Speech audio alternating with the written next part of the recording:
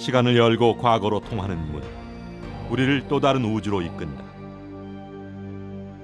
1500년 전 이 땅에 살아온 고대인의 무덤 속에서 그들이 꿈꾸던 세계와 마주한다.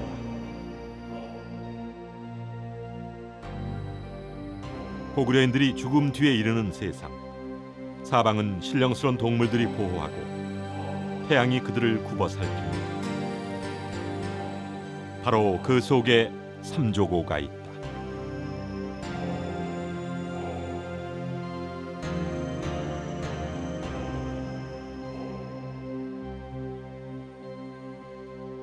그런데 여기서 또 하나의 의문이 생긴다. 왜 까마귀의 다리를 굳이 세 개로 그린 것일까?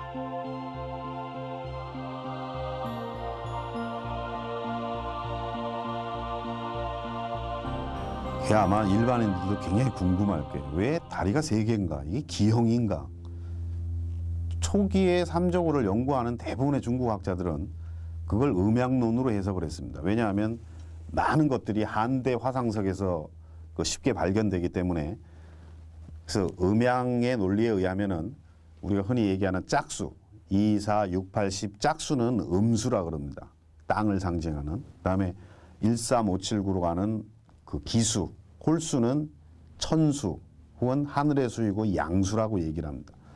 그래서 일반적으로 태양의 삼조고에 보이는 다리 셋을 그 춘추 원명포라든지 여러 그 회남자라든지 산해경이라든지 이런 책들을 보면 그 양수인 삼의 상징으로서 다리를 세 개 그렸다. 그런 것들이 일반적으로 지금도 통용되는 해석 방법입니다.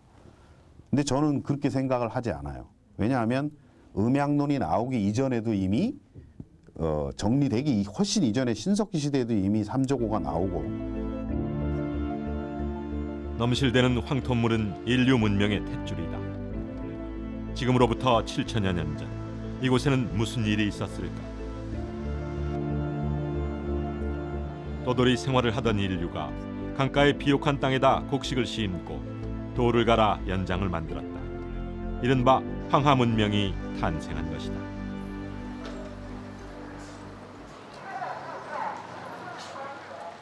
신석기 시대의 기억을 쫓아 섬서성 서안시 반파 유적지를 찾았다. 기원전 5천년에서 4천년 즈음에 형성된 주거단지로 1951년 발견 당시 학계의 비상한 주목을 끌었다. 메소포타미아나 이집트 문명에 비견되는 고급 신석기 문화가 중원 지역에도 존재했다는 증거였기 때문이다. 그리하여 아시아에서 가장 오래된 문명 발상지로 황하가 부상했다. 유적에서 출토된 유물과 유적지를 보존한 반파 유적 박물관. 유물은 수천 년 전의 기억을 고스란히 담고 있다. 특히 주목할 것은 반파 유적에서 발견된 수많은 질그릇. 붉은 빛의 도기에 문양을 그리고 색을 칠한 것으로 채도라 불린다. 그림은 옛사람과 대화할 수 있는 길을 터준다. 신석기인들은 그들이 사용한 그릇에다 해학과 미적 감각을 한껏 뽐냈다. 대표적인 것으로 물고기 사람, 어인 무늬가 있다. 이 무늬를 통해 이곳의 신석기인들의 어로 생활을 추측해 볼 수 있다. 기호체계처럼 단순한 그림들. 이 중에는 새 문양도 발견되는데 투박하지만 가벼운 필치가 금방이라도 날아오를 것 같다.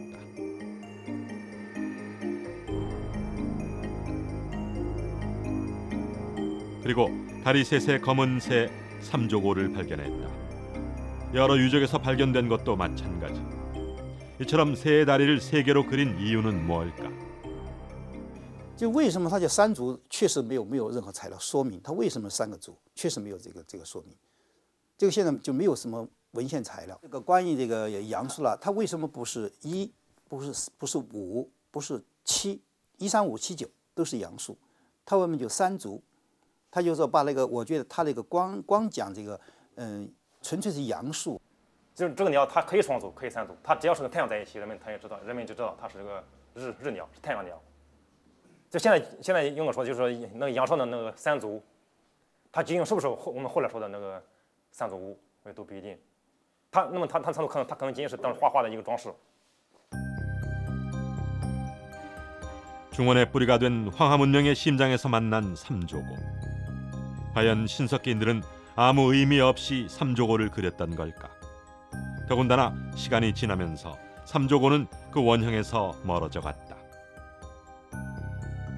그렇다면 중국인들에게 3이란 숫자는 별다른 의미가 없었던 것은 아닐까?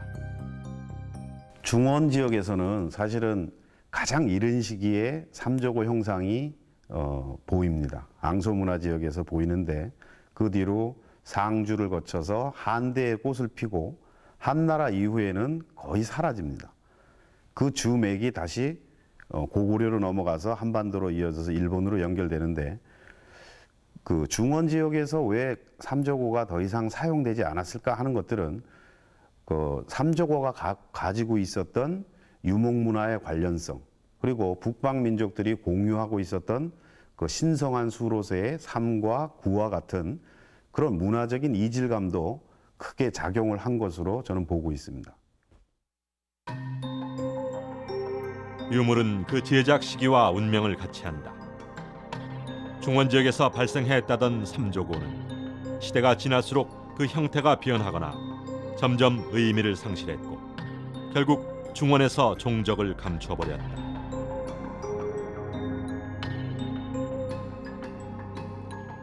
그렇게 사라져버린 줄 알았던 삼조고가 고구려에서 왜 이처럼 화려하게 부활했던 걸까?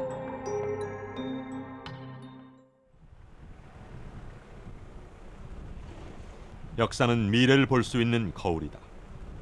참된 역사 교육이야말로 내일을 바라보는 안목을 기르게 한다. 삼조고를 상징물로 내세운 국학관. 한국 고유의 역사와 문화, 풍속 등을 연구하여 올바른 역사관을 심어주는 민간 역사 연구 기관이다.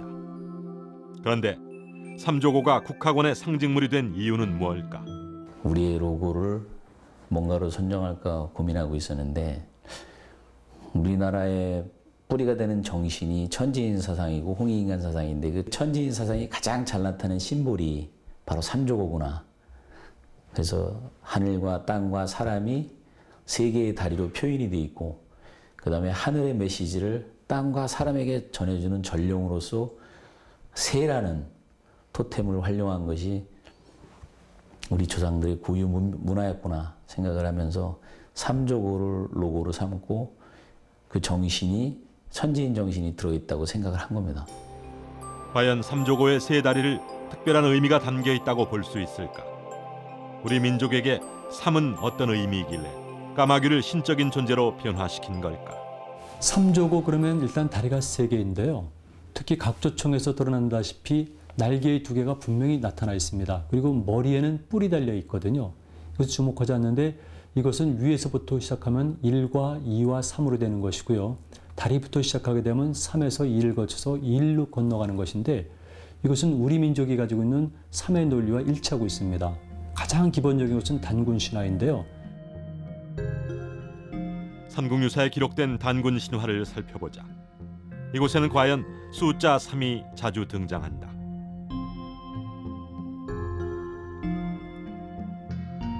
환인과 환웅이 살던 삼위산. 환인은 아들 환웅에게 나라를 다스리는 데 필요한 천부인 도장 3개를 주었고 부하 3,000명을 데리고 신단수로 내려왔으며 풍백, 우사, 운사 등 삼신을 거느렸다.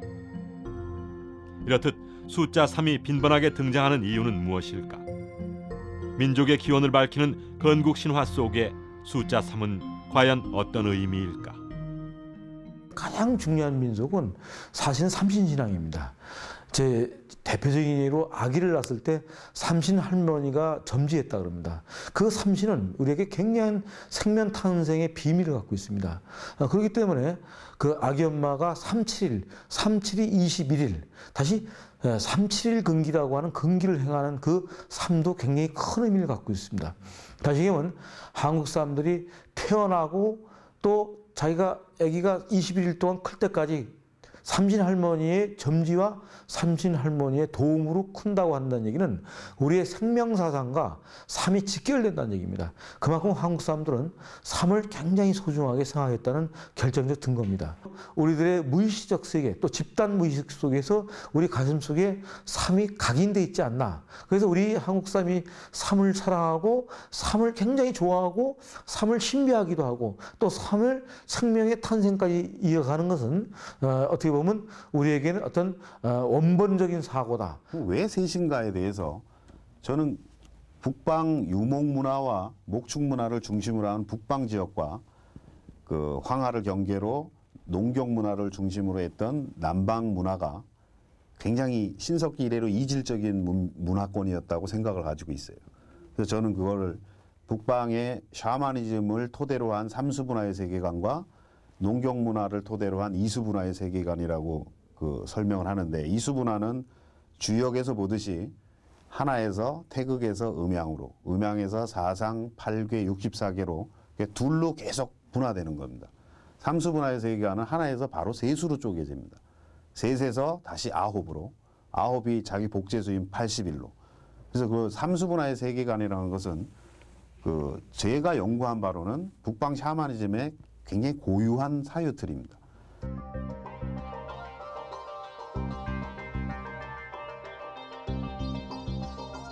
숫자의 틀이 다른 만큼 사고의 틀도 다른 걸까? 만리장성을 중심으로 중원과 북방 지역을 나누면 수렵 유목문화를 가진 북방은 3, 농경문화를 가진 중원은 2를 중심으로 한 세계관을 가지고 있다.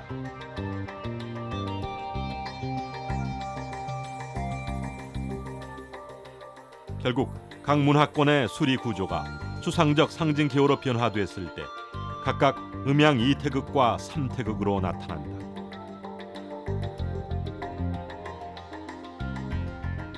그렇다면 이러한 숫자 개념의 차이가 북방 지역과 남방 지역의 문화적 차이까지 설명해낼 수 있을까?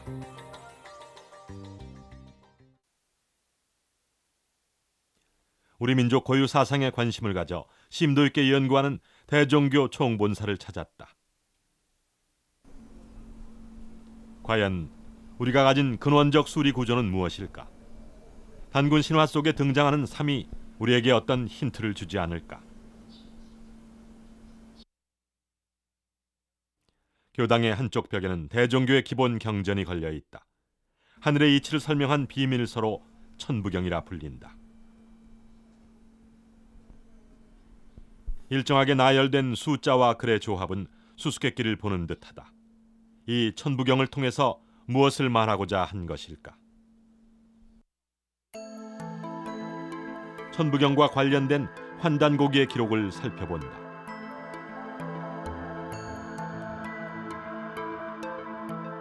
태백일사의 소도경전 본훈편에 기록된 천부경은 독특한 구조를 가지고 있다.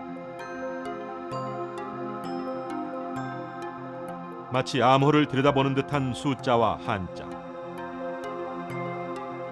놀랍게도 3의 제곱수인 9자 9줄, 81개의 정교한 구조로 되어 있다. 여전히 그 해석과 진위 여부에 논란이 있지만 이 천부경의 수리 구조는 우리 민족의 사유체계를 숫자와 이미지에 녹여냈음이 분명하다. 하나는 시작됨이 없는 하나에서 시작되며 그 하나는 셋으로 나뉘어도 근본은 다함이 없다. 천부경이 담고 있는 논리는 1, 3, 9, 81. 북방문화의 수리구조로 알려진 삼수분화가 이 의문의 경전 속에 완벽하게 포함되어 있다. 삼수분화의 세계관이 북방문화를 이해할 수 있다면 이를 알아볼 수 있는 또 다른 예는 없는 걸까? 취재진은 북경의 천단공원을 찾았다.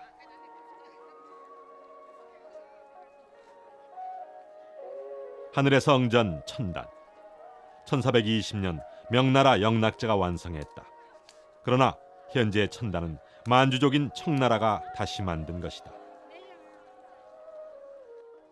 중국 최대 제사 건조물로 1998년 유네스코가 세계문화유산으로 지정했다. 중국 황제는 스스로를 천자로 여겼다. 즉 하늘을 받들어 제사를 지내는 일은 제왕의 주요 임무 중 하나. 하늘을 상징하는 건물을 짓는데 힘을 쏟는 것은 당연하다. 건물의 웅장함과 신비한 구조는 지금도 눈길을 끈다. 하늘의 제를 지내던 원구단. 놀랍게도 3의 수리 체계가 그대로 녹아 있다.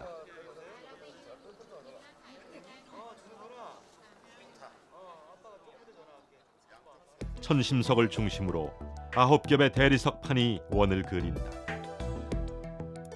첫 번째 원은 9개, 두 번째는 18개, 세 번째는 27개로 이어져 결국 마지막 9번째 바퀴는 정확하게 9의 9배수인 81의 조각으로 이루어졌다. 원구단으로 오르기 위한 층의 개수도 3층, 각각의 층을 오르기 위한 계단도 9개, 담장의 난간도 층에 따라 9, 18, 27칸으로 철저한 139, 81의 나열이다. 지금 현재 보는 그 천단의 모습은 북방족인 그 청나라가 중원을 지배하기 시작하면서 새로 건설된 것입니다. 그래서 이 만주족들은 그 북방 샤머니즘의 삼수분화의 세계관을 공유하고 있던 민족이었기 때문에 여러분들 보시는 것처럼 뭐 계단이라든지 난간이라든지 가운데 천신석을 중심으로 한 그 구조라든지 이런 것들이 철저하게 139, 81로 이어지는 삼수분화의 세계관을 건축물로 구현을 하고 있는 곳입니다. 청나라를 세운 만주족은 한족이 세운 명나라와는 다른 수리 구조를 가지고 있었다. 실제로 명대와 청대 천단 구조를 비교해보면 계단, 난간, 환구 형태에서 차이를 보인다. 북방 문화에 뿌리를 둔 청나라는 그들의 사상을 이 천단에 고스란히 남겼다.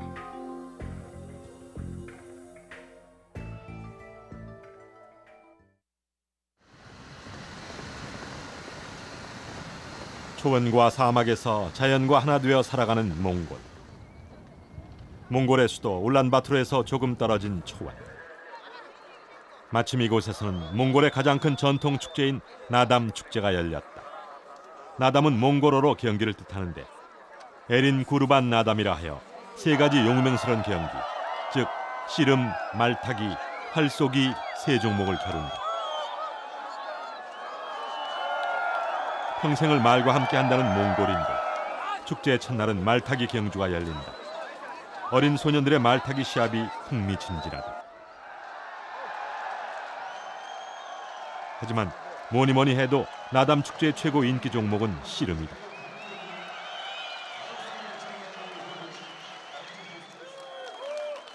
몽골에서 가장 힘센 사람을 뽑는 씨름. 몽골어로 버흐라고 불리는데 한국의 씨름과 비슷해 보인다. 상대방을 제압해 팔꿈치, 무릎, 어깨 등을 땅에 닿게 하면 이긴다. 승리자는 몽골의 9 부족을 상징하는 깃발 앞에서 가루다라는 새의 춤을 춘다. 그런데 이 씨름의 경기 운영 방식이 독특하다. 매년 512명의 선수가 참가하여 토너먼트로 경기가 진행되는데 한 선수는 3번씩 3번, 모두 9번을 싸워 이겨야 최고의 씨름 영웅이 된다. 이때 세 번째 경기는 선수가 직접 쉬운 상대를 고를 수 있다. 최종 우승자의 흥겨운 춤사위 가루다. 승리자에게 주는 선물에도 3의 개념은 여지없이 나타난다. 9벌씩 9종류, 즉 81가지의 선물이 수여된다. 몽골인의 용맹을 가늠하는 전통 씨름 경기에 어째서 3과 관련된 숫자들이 많은 것일까?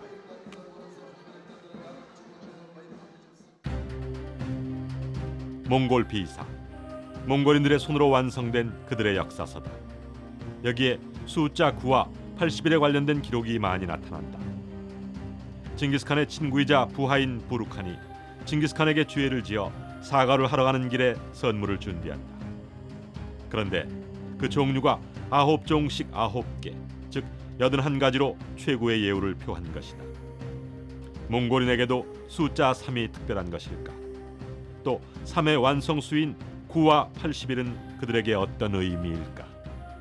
Ер нь бол монголчууд ертөнцийн үүслийг гурван юмнаас үүссэн гэж үздэг л дээ. Тэгээд юу гэдэг вэ гэхээр нөгөө юу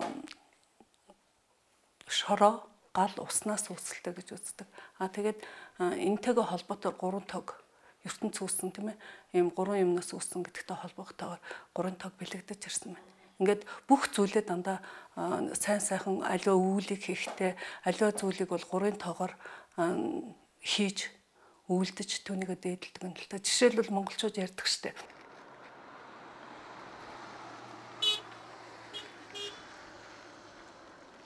우리네 동네 어귀의 선왕당 같은 어버. 지금도 몽골인들은 이 돌 무더기에 돌을 3번 던지고 주위를 3바퀴 도운다.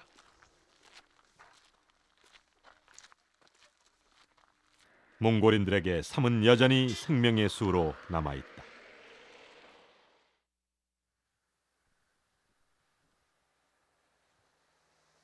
유목민족의 원형이 남아있는 몽골. 무엇보다 몽골인은 세상을 하늘과 땅, 사람으로 나눈 샤머니즘적 세계관을 믿어왔다. 이것이야말로 북방문화의 중심 사상이다. 이 몽골 초원과 만주 그리고 시베리아 남단을 포괄하는 지역에 북방 샤머니즘의 그 토대를 둔 삼수문화의 세계관이 다 공유되고 있습니다. 근데 그 지역에 각종 그 신화나 민담이나 혹은 생활 풍습 가운데 그런 삼수문화의 세계관에 3과 9, 80일이라는 성수의 개념이 많이 남아 있지만 그것이 이제 문화가 남방으로 내려가면서 중원 지역하고도 계속 그러니까 문화적인 교류가 됩니다.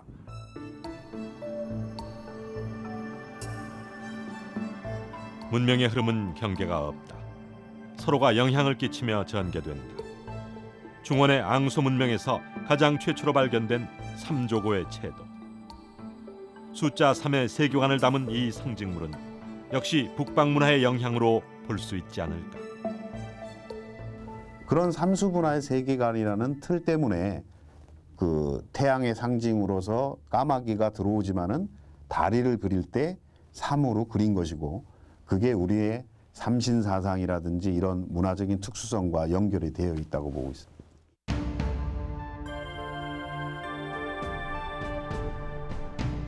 지금까지는 중원의 황하 문명이 가장 오래되어 일방적인 문명의 전달자로 인식됐다. 그런데 삼조고 같은 북방문화의 영향은 어떻게 설명할 수 있을까? 이 의문은 중국 대고고학자 소병기의 논리로 풀이된다. 그는 고고학적인 조사를 통해서 고대부터 남방과 북방문화가 교류했음을 밝혀 과거 중원 중심 문화론의 일대 대변혁을 일으켰다. 황하의 남방 문화와 요하의 북방 문화가 만나는 지점, 바로 오르도스가 비밀의 통로였다.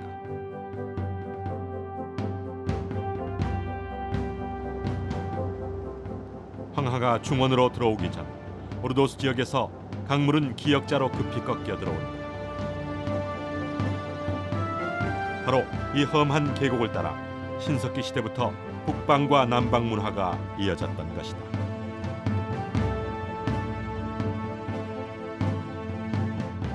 북쪽 유목 문화와 중원 문화가 교류한 이 길을 소병기는 와이벨트라고 이름 붙였다.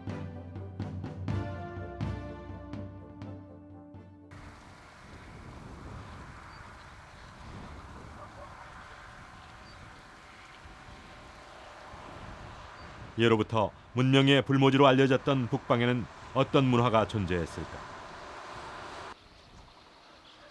그 정체를 만나기 위해 내몽고 자치구 적봉시를 찾았다. 내몽고 지역이지만 요하 일대의 요동반도와 만주에 더 가깝다. 적봉은 붉은 산이라는 뜻. 그야말로 붉은 땅의 기운이 산과 마을의 풍경을 이채롭게 한다. 붉은 힘줄처럼 붉은 솟아오른 산. 이 황토가 퇴적된 언덕이 바로 수천 년 전의 비밀을 품고 있다.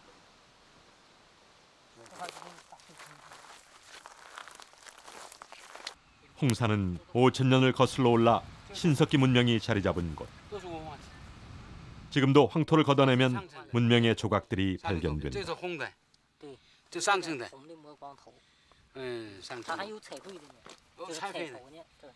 나는 잘但咱们这没有，但是我们挖出来过。 이렇게 이렇게 연결되는 거지. 이렇게 연결되는. 이거 봐. 이렇게 연결되는 거잖아. 같은 색이다. 산 전체가 믿을 수 없을 만큼 무수한 유물을 쏟아내면서 기원전 3500년 신비의 왕국이 베일을 벗었다. 그야말로 거대한 문명의 발견이다. 홍산 문화가 등장한 1980년대를 전후로 중국은 일대 충격에 휩싸였다. 중국 최고의 문명을 황하라고 믿었던 중국인들. 그러나 그보다 천년 앞선 고도의 신석기 문화가 요하를 중심으로 이미 존재했던 것이다.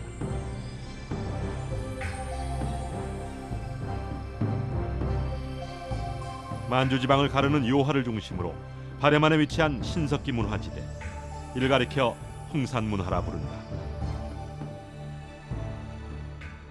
그 역사 이래로 모든 논리가 이 만주 일대, 요동과 요소를 포함하는 이 일대의 문화는 그 중원의 황하 문명의 영향으로 뭐가 만들어지고 거기에서 뭐가 전래되고 이런 식의 그 논법이 가장 보편적으로 받아들여지고 그 일대에는 우리가 흔히 알고 있는 것처럼 동이라든지 북적이라든지 하는 야만인의 땅이었어요. 그곳에서 그렇게 신석기 시대에 어마어마한 새로운 문명이 있었을 거라는 걸 아무도 상상을 하지 못했죠.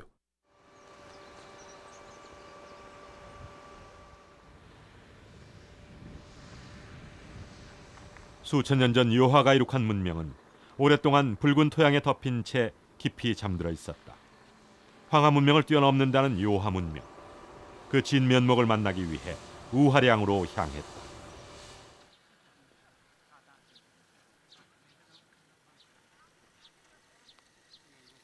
취재진이 먼저 찾은 곳은 우하량의 주량 북산 정상에 위치한 여신묘.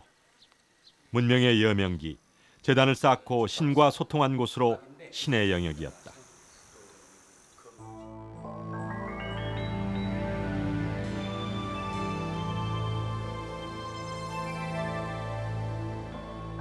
고대의 종교 성지인 여신묘가 발굴되면서 홍산 문화가 전면에 드러났다. 특히 이곳에서는 여신의 두상이 출토도 했는데 진흙으로 빚었고 옥으로 눈을 만들었으며 실제 사람 머리 크기만 했다.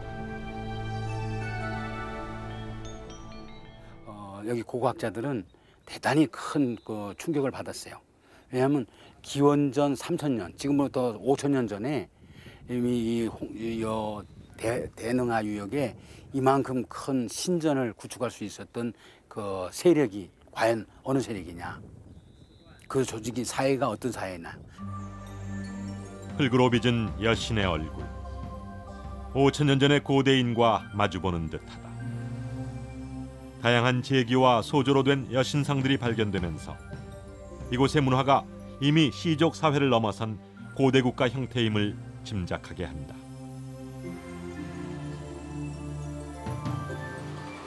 여신묘와 1km 정도 떨어진 우하량 유적지로 향했다. 이곳은 홍산 문화의 중심지로 제단과 무덤으로 구성된 대형 종교 유적지다.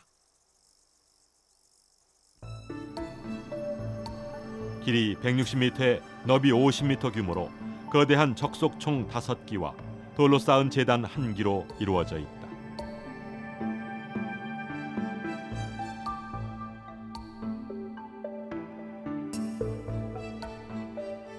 그런데 취재진의 눈길을 끈 것은 제단의 형태다. 사각형 모양의 방형 제단과 원형의 제단이 있는데 특히 원형의 제단은 3층으로 이루어져 있다. 북경에 있는 천단의 모습을 떠올리게 한다. 그 제단과 그다음에 여신묘와 거대 적속총들이 다 연합되어 있는, 그래서 중국에서는 그걸 흔히 단묘총, 그래서 삼위일체라고 부르는데, 그러면서 홍산 문화라는 것이 이미 기원전 3500년 단계에서 단묘총을 가지고 있는 초기 국가 단계에 진입했다라는 논의가 나오기 시작합니다. 이곳의 무덤은 주로 적속총과 석관묘가 대표적이다. 기원전 3500년에 묘와 제단을 만들 수 있었던 고대인들. 특히 적석총은 시베리아의 가장 이른 돌무덤의 연대보다 1000년 이상 앞선다.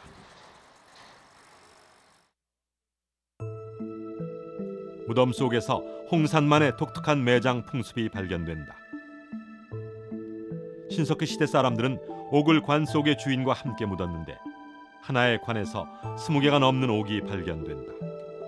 옥은 실제로 실생활을 위한 것이라기보다는 종교적 상징물로 사용됐다.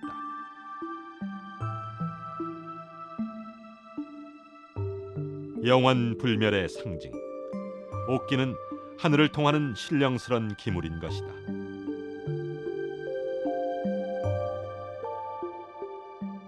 무덤에서 발견되는 옥기들은 그야말로 옥예술의 정수.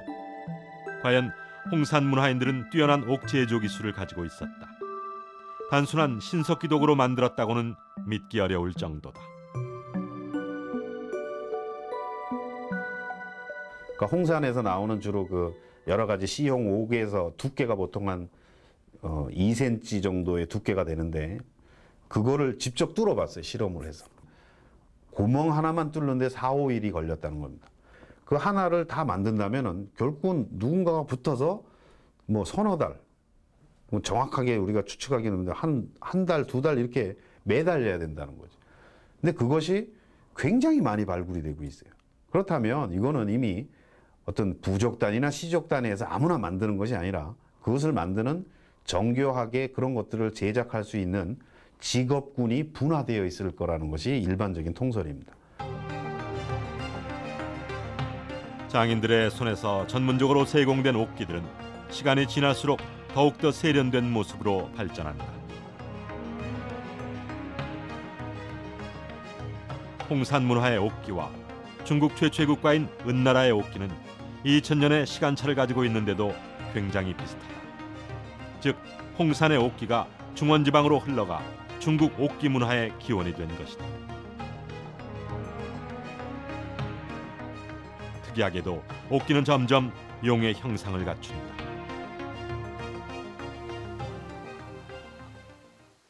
대릉하 상류에 위치한 사해 유적.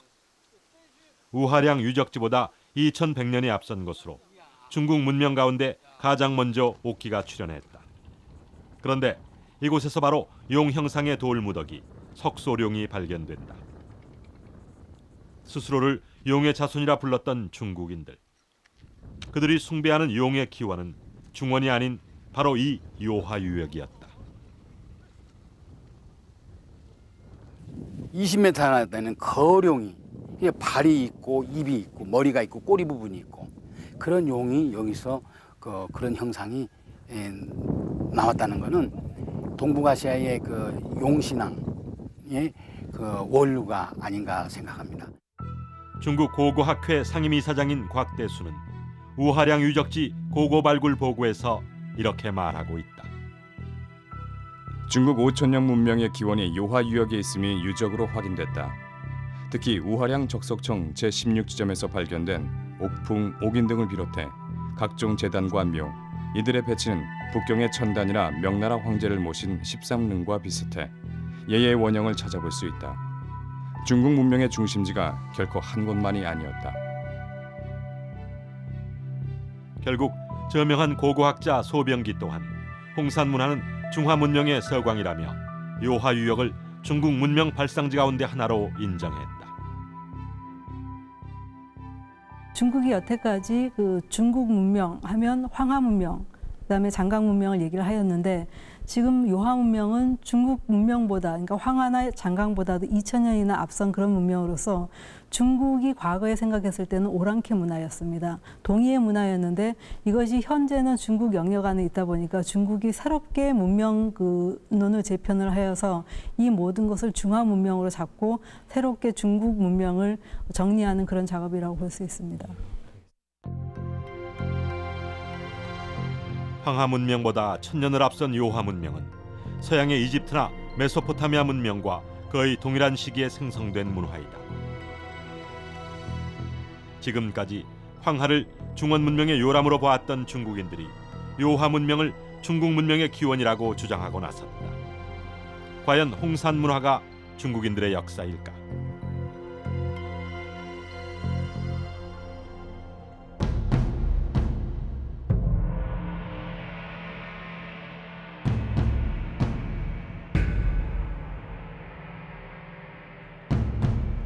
중국인들이 생각하는 중국의 경계는 어디일까?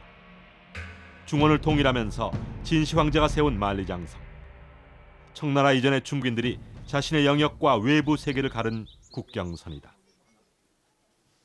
북경에서 차로 2시간 정도 달려 만난 만리장성. 장성 밖은 관념상 중국의 영토가 아니었다. 그렇다면 저 너머에 존재한 요하 문명의 주인공은 누구인 걸까? 이 만리장성을 넘어서 이 요하와 가까운 대능하 유역에서 이렇게 새로운 문화권이 발견됐다고 하는 것은 우리 한반도의 우리 한국 문화, 고대 문화와의도 관계도 매우 밀접한 관계가 있다고 생각합니다.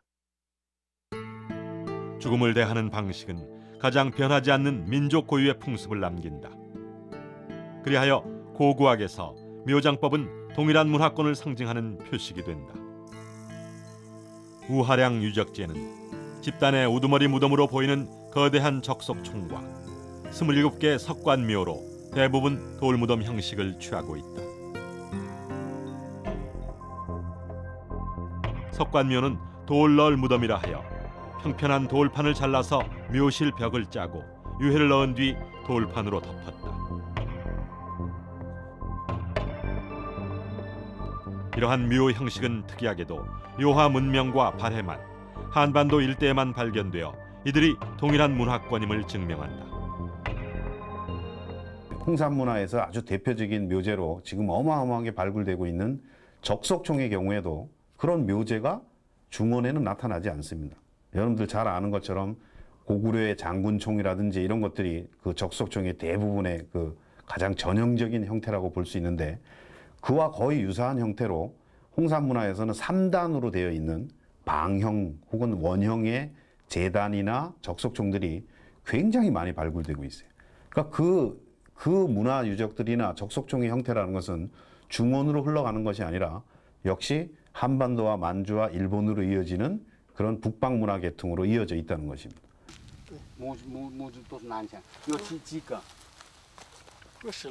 취재진이 찾은 곳은 사해유적의 중화 제1촌. 중국에서 발견된 최초의 주거지 형태로 기원전 6,000년에 건설되어 홍산 문화 이전에도 대릉하와 요하 유역에 문명이 존재했음을 설명하고 있다.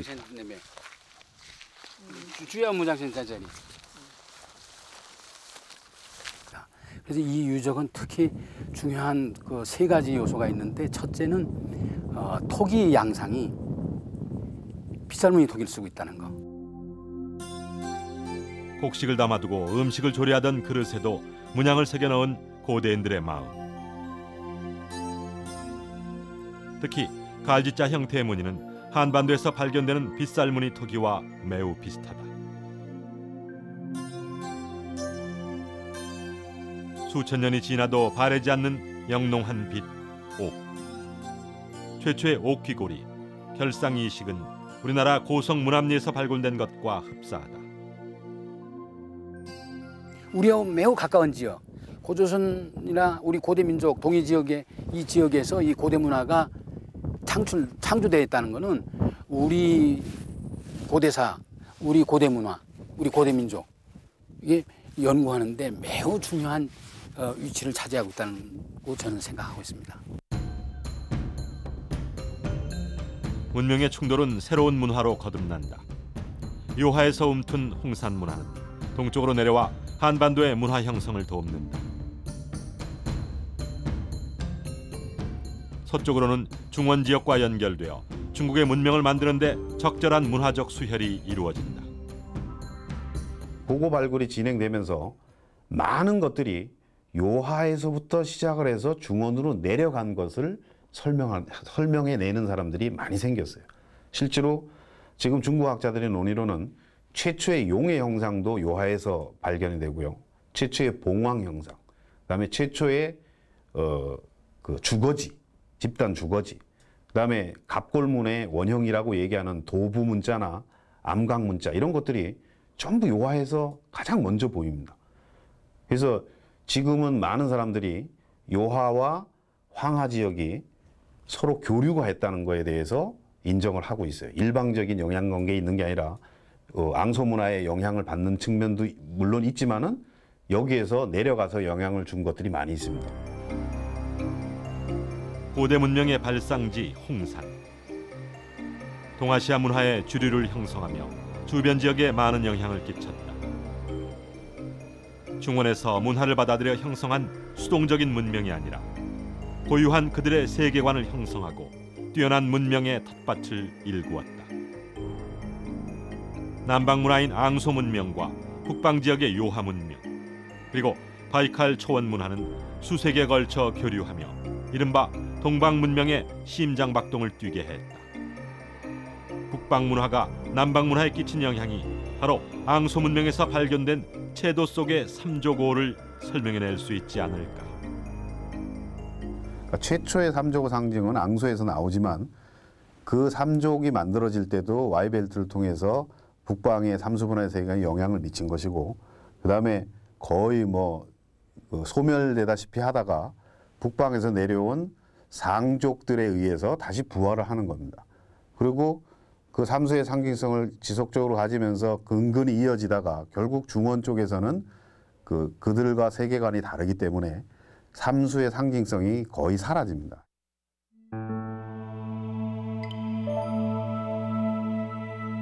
중원에서 사라진 삼조고는 고구려인들에 의해 그들만의 삼조고로 부활했다. 그렇다면 고구려 이후에는 어떻게 됐을까?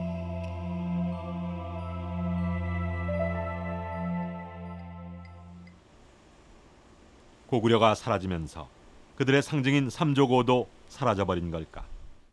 그런데 서울대 규장각에서 흥미로운 정보를 얻어냈다.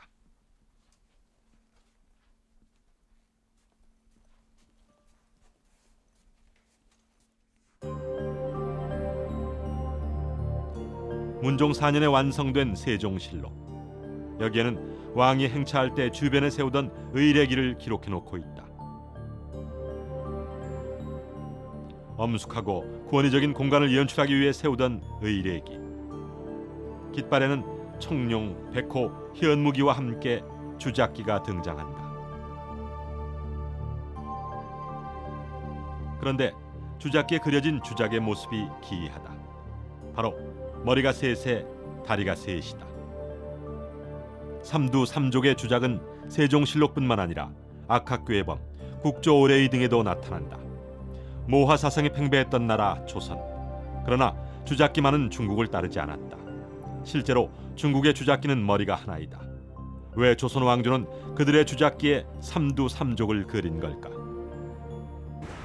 조선시대에는 그 해를 표현한 그 일기가 사용되지 않았습니다. 그 이유는 천상에 하나밖에 없는 해를 상징한 일기는 천자국만이 사용할 수 있다고 생각을 했기 때문에 그 중국을 섬겼던 제후국의 입장이었던 조선은 일기를 사용하지를 못했습니다. 그렇기 때문에 일기 대신에 주작기에 그 일상문에 표현되었던 그 삼족의 전통이 삼두 삼족으로 나타난 것으로 보여지는데요.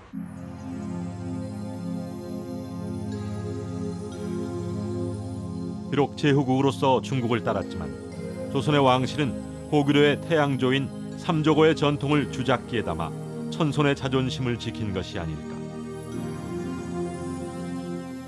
비단 궁중에서뿐만 아니라 민간에서도 삼두일조궁이라는 특별한 상징물로 삼조고가 가진 삼의 생명을 이어갔다. 삼두 일족응, 매라고 하는 뜻이죠. 자, 이런 부족이 아주 넓게 퍼집니다. 어떤 민중의 어떤 악기를 쫓는다거나 그 안에는 아주 탕가놀이를 포함한 어떤 그 부정부패까지 포함한 겁니다. 이것을 쫓겠다고 하는 강력한 의지가 삼두 일족응으로 나타납니다. 이 잔재가 21세기 지금까지도 사찰의 부족 속에서 흔적이 완연히 남아있다고 하는 겁니다. 그것은 우리 민족의 삼이라고 하는 이 트레이드 마크가 강인한 시각적 비주얼로 지금까지 남아있다고 하는 겁니다. 역사는 흔적을 남기고 상징은 그 시대를 반영한다. 비록 고구려의 기백 넘치던 삼조고의 모습은 사라졌지만 사라진 것이 아니었다. 우리 민중 속에 삼조고는 새로운 모습으로 진화하여 그 생명의 맥을 이어왔다. 21세기에 우리는 삼조가 갖고 있던 힘, 조선 후기에 했던 삼두 일조궁이라고 했던 그 장수매 같은 그 날카로운 매의 힘, 이 까마귀의 힘, 태양의 힘, 이 힘을 우리는 다시 복원시키는 것이 21세기 우리의 새로운 문화 콘텐츠의 복원이라고 생각합니다. 유물은 전성기 시절 고구려인의 자신감을 한껏 뽐내고 있다. 고구려의 보물 속에 화석처럼 각인된 삼조고. 광대한 땅을 정복하고 북방문화의 중심축이 된 고구려. 그들이 되찾고자 한 것은 바로 옛 조선의 영화, 민족의 뿌리를 찾기 위한 노력이었다. 고구려를 중시할 때 중요한 것은 고조선 고구려 발해로 이어지는 역사의 맥락에서 일단 고구려의 중요성이 이해가 돼야지 고구려 자체만 단독으로 떼어냈을 때 한계가 많다는 거죠. 그래서 우리가 고구려에 관심을 갖고 고구려의 어떤 정신을 드높이는 데 있어서도 그것이 반드시 고조선과의 연관성 속에서 이해되는 고구려여야지만 그게 의미를 갖지. 지금껏 우리가 잊고 지내온 역사 고구려. 이 땅에 남아있는 고구려의 흔적을 통해서 우리는 한민족 고대사에 한 발 더 다가선다. 1500년 전 웅비한 고구려. 그들이 되찾고자 했던 땅 고조선. 이와 관련이 깊은 홍산문화까지 추적해보았다. 요하에서 태어난 고도의 신석기 문명 홍산문화. 이곳은 동북아시아 문명의 모태가 자란 곳이자 성장 발판이 된 곳이다. 홍산문화는 중원과 교류하고 초원과 함께 숨쉬며 동방 문명의 힘줄이 되어 거대한 동아시아 문화 맥박이 되었다. 동북아시아 역사를 얘기할 때는 이 북방 지역은 항상 앙소문화 황하 유역에서 나오는 어떤 문화적인 후광을 입어서 여기에서 뭔가 탄생하고 하는 식의 시각이 일반적이었어요. 근데 이제는 그 북방족들이 중심으로 되었던 요하 문명권이라는 게 엄연하게 존재했다는 것이 고고학적으로 밝혀졌습니다. 그래서 그 지역에서 어떻게 또 남방 쪽으로 영향을 미쳤고 그런 것들에 대해서 우리가 다시 자부심을 갖고 그런 것들이 주맥이 한반도로 이어지고 있다는 것을 우리가 다시 한번 살펴볼 필요가 있습니다. 삼조고를 찾아 떠난 머나먼 길은 5000년 전의 기억을 품은 붉은 산에 닿았다. 북방 지역에서 자라난 거대한 홍산 문화. 그들이 가진 고유의 세계관과 고도에 발달된 문물은 중원에 전해져 족적처럼 남아있다. 문명 교류의 키워드 삼조고.